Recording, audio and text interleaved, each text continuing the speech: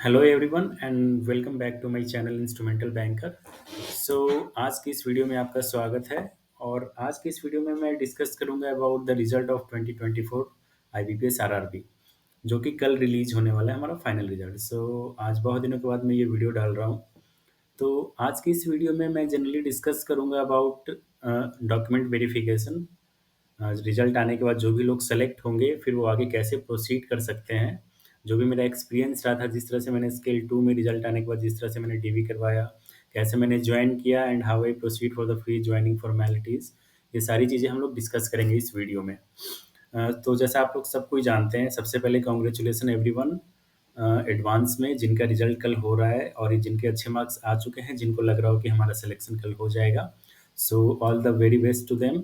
And जिनका selection नहीं भी हुआ है किसी कारणवश, तो उनको घबराने या फिर पैनिक होने की ज़रूरत नहीं है। हम लोग एक स्पेशली उनके लिए भी सीरीज़ लाएंगे वीडियोज़ की कि कैसे हम लोग तैयारी कर सकते हैं आगे आने वाले 2025 के एग्ज़ाम में।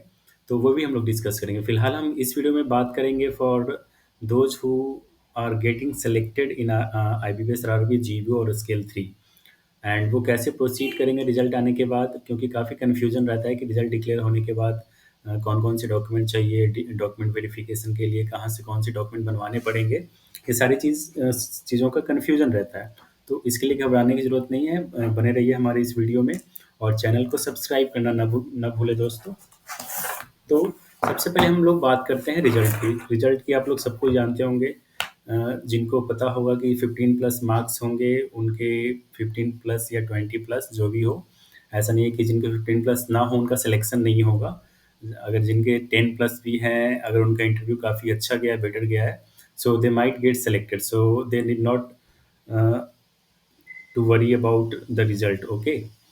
सो सबसे पहले हम ये जानते हैं कि सबसे पहले रिजल्ट आने के बाद क्या होता है। तो रिजल्ट आने के बाद क्या होता है कि आपको जो बैंक अलॉट होती है ना, तो उस बैंक से आपके डॉक्यूमेंट वेरिफिकेशन के लिए मेल आएगी। मेल आने के बाद आपको एक डेट दी जाएगी जहाँ पे लिस्ट ऑफ डॉक्यूमेंट्स मेंशन किए होंगे। आप उन सारे डॉक्यूमेंट्स को लेके उस लोकेशन पे आपको चले जाना है और आपका डॉक्यूमेंट वेरिफिकेशन होता है। उसके बाद डॉक्यूमेंट वेरिफिकेशन होने के बाद आपकी क्या होती है, ज्वाइनिंग होती है। उसके पहले प्री ज्वाइनिंग फॉर्मेलिटीज होती है हल्की फुल्की। उसके बाद आपको अलॉट कर दिया जाता है। तो ये इन शॉर्ट ये टोटल क्या बोलते हैं प्रोसेस फ्लो है हमारा। अब हम बात करते हैं रिजल्ट के आने की। कल हमारा रिजल्ट आ जाएगा 1 जनवरी को। ठीक है। सारे आरआरबीज की, चाहे वो पीओ हो या फिर क्लर्क हो या फिर जीबीओ हो या फिर स्केल 3 हो, सबकी रिजल्ट कल फाइनल डिक्लेयर्ड हो जाएगी, राइट। उसके बाद क्या होगा, आपको बैंक अलॉट कर दिया जाएगा कल ही, कौन सा बैंक आपको मिल रहा है अपने फाइनल स्कोर के अकॉर्डिंग। उसके बाद हम लोग के पास मेल आएगी। उस जो बैंक अलॉट होती है हमें, उस बैंक से मेल आती है फॉर डॉक्यूमेंट वेरिफिकेशन, राइट। तो जैसे ही मेल आएगी उसमें सब कुछ मेंशन रहता है, लिस्ट ऑफ डॉक्यूमेंट्स क्या क्या बनवाना है, कैरेक्टर सर्टिफिकेट, 10th-12th की मार्कशीट, ग्रेजुएशन की मार्कशीट, ये सब नॉर्मल चीज़ें होती हैं। फिर पुलिस वेरिफिकेशन रिपोर्ट होती है हमारी। और उसके बाद आईबीपीएस की जो एप्लीकेशन फॉर्म होती है वो उसको उसको ले जाना होता है। और भी बहुत सारी छोटी मोटी डॉक्यूमेंट्स होती हैं जो बिल्कुल ईजी होता है, उसमें घबराने की कोई ज़रूरत नहीं है। अगर कभी-कभी क्या होता है कि मान लो आपका कल रिजल्ट आ गया और अचानक से कोई बैंक काफ़ी जल्दी रिक्रूट करना चाहता है, तो आपकी डीवी जो होती है काफ़ी पहले हो जाती है। और कई कुछ-कुछ डॉक्यूमेंट्स ऐसे होते हैं which is not not possible to, मतलब उसको बनाना इतनी जल्दी पॉसिबल नहीं होता। तो लोग पैनिक हो जाते हैं कि मेरे पास तो डॉक्यूमेंट है नहीं, तो डीवी कैसे होगा? तो इसके लिए घबराने की बिल्कुल कोई ज़रूरत नहीं है। उसके लिए आपको प्रॉपर टाइम दिया जाएगा। आप डीवी के लिए चले जाएँ, एक एप्लीकेशन दे दें, अंडरटेकिंग दे दें कि मैं इतने जब ज्वाइनिंग करूँगा उस समय या फिर 1 महीने के अंदर मैं सबमिट कर दूँगा document. For example, police verification report में कभी-कभी टाइम लग जाता है। मान लो आपकी 15 तारीख को डॉक्यूमेंट वेरिफिकेशन की डेट आ गई। आपका कोई भी डॉक्यूमेंट, 1 या 2 डॉक्यूमेंट बन नहीं पा रहा है ना? तो आपको उसके लिए घबराने की ज़रूरत है ही नहीं। उसमें आप जाओगे, आपको डीवी ब जो जितने सारे डॉक्यूमेंट हैं, 12 डॉक्यूमेंट हैं, मान लो 12 में से 1 नहीं है या 2 नहीं है, तो उसके लिए सिंपली अंडरटेकिंग दे दो आप उनको और फिर से वो डॉक्यूमेंट बना दो विदिन प्रिस्क्राइब्ड टाइम और फिर आप उसको रीसबमिट कर दो। उसके लिए कोई दिक्कत नहीं है ज्वाइनिंग के समय, ठीक है? तो इस तरह से आपकी डॉक्यूमेंट वेरिफिकेशन हो जाती है। अब कई बैंक ऐसे होते हैं ना कि डॉक्यूमेंट वेरिफिकेशन हो गई, उसके लगभग जनरली 20 या 25 दिन के बाद कोई-कोई 2 महीने भी, कोई-कोई 3 महीने भी ले लेते हैं जॉइनिंग करने में। तो इसके लिए कोई टेंशन की बात है नहीं, है ना? तो इस तरह से आपकी जॉइनिंग हो जाती है। तो बस ये यही होती है। और दूसरी बात मैं बात करूँ कि जितने सारे आपके सर्टिफ़िकेट हैं, है ना? जितने जितने सारे सर्टिफ़िकेट हैं, अगर आप ओबीसी से हैं तो ओबीसी सर्टिफ़िकेट, अगर वो एक्सपायर हो गया हो तो उसको ओबीसी सर्टिफ़िकेट को बनवा लो। अगर आप ईडब्ल्यूएस कैटेगरी से हो तो ईडब्ल्यूएस देख लो आपका बिल्कुल रिन्यूड है कि नहीं, मतलब लेटेस्ट है कि नहीं। चूँकि आप लोग इंटरव्यू दे चुके हैं, so this is like already आप लोग के पास सारे डॉक्यूमेंट्स अवेलेबल होंगे। अगर ना भी हो, जिसकी डेट एक्सपायर हो गई हो, तो आप अभी से ही क्या करना, कल रिज़ल्ट आने के बाद ही, रिज़ल्ट आपकी आ रही है तो बिल्कुल बना के आप लोग तैयार रखो। जैसे ओबीसी, ईडब्ल्यूएस कैटेगरी सर्टिफ़िकेट, उसके बाद उसमें जो भी मेंशन्ड होंगे जैसे पुलिस वेरिफ़िकेशन रिपोर्ट, ये सब सारी चीज़ें तो जब डीबी आए उसके बाद बनवा लो, कोई उसमें जल्दबाज़ी करने की ज़रूरत नहीं है। ठीक है?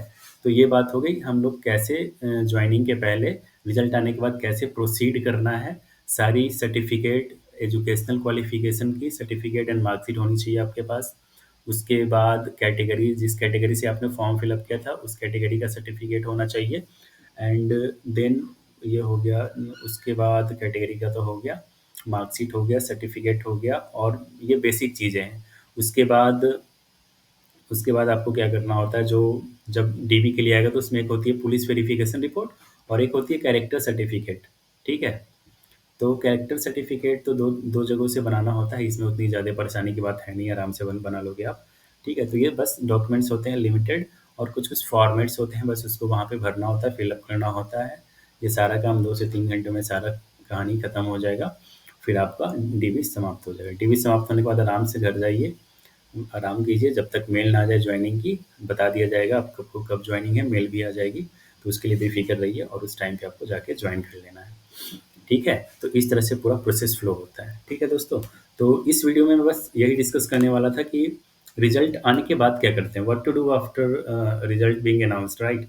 सो so this is all about that how should we proceed after getting selected in the IBPS RRB exams, whether it is RRB PO, RRB clerk, or IBPS, sorry, RRB GBO, or scale 3, right? सो आज के video में बस इतना ही रहने देता हूँ, और बाकी 2 वीडियो भी और आएँगे।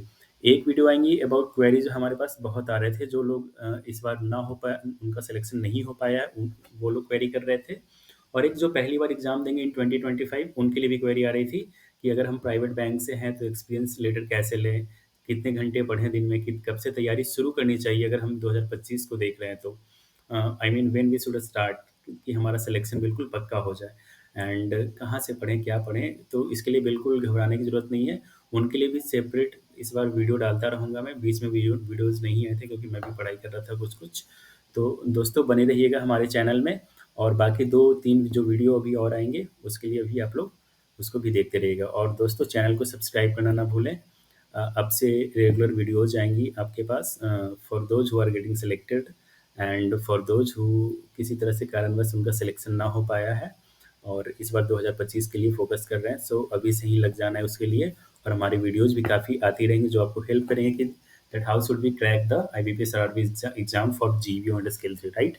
सो मिलते हैं अगले वीडियो में दोस्तों, तब तक के लिए नमस्कार। Okay, thank you.